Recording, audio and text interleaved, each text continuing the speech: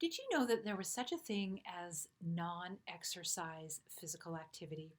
It's something that a NASA physicist, so a woman, a physicist who spent 30 plus years as her career working with NASA astronauts, and she really is one of the primary researchers in understanding what happens to a human body when a human body, like an astronaut does, goes out of gravity. And we've all heard that there's muscle wasting and bone loss and heart decline and blood sugar changes. And one of the things that she discovered in all of that study and research is that the same thing happens for a human being when we sit too long. And she goes on to make a case in her book, and I talk about her in my book, and do some pretty extensive quoting because her work is really brilliant.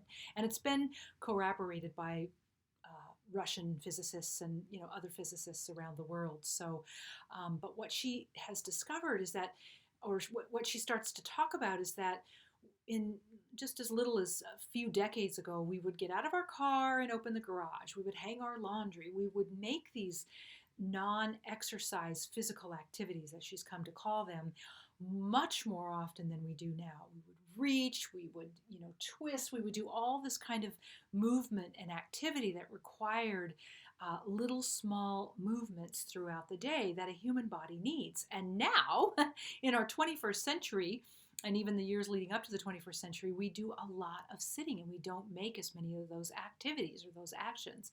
We have a lot of machines that do it for us, right? And I'm not saying that's good or bad. It's just that we have to be a little bit more um, attentive to the way we move our body throughout the day. A lot of people think they can go to the gym 3 times a week and call it good, and that is actually not. Her case is that that's not good. That's not enough. It's not. It's better than nothing, of course. But too little movement, um, too little, too much sitting leads to all these things that are really, really interesting. So I already mentioned muscle wasting and bone loss. It also leads to lipotoxicity, which is a term just meaning excess fat in the body or the accumulation of abnormal amounts of fat and metabolites, such as triglycerides and other end products. And all this stuff stiffens the heart and the blood vessels. So we think if you're someone who can't figure out why your numbers, your markers aren't moving, even though you're exercising, there might be something to this little bit of movement all throughout the day. She calls them brief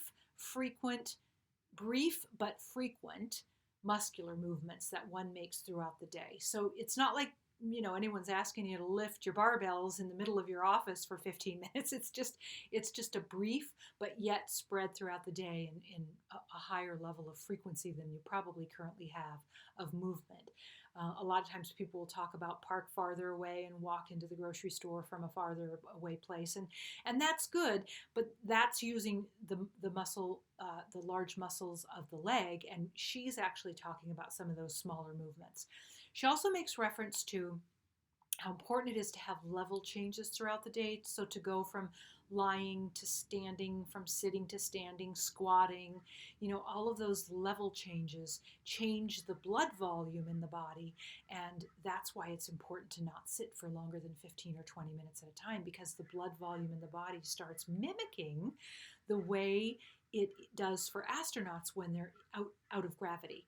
It's pretty staggering how that happens. So even if all you do is set your computer alarm, if you know you're going to be sitting for a while, for every 15 or 20 minutes, and just stand up for a minute, take a breath, and sit back down, just enough time for that blood volume to change, that is so fabulous. And if you want to read more about this movement piece, it's in chapter 6 of my book, and I highly recommend that you grab that so that you can understand the overall picture of this.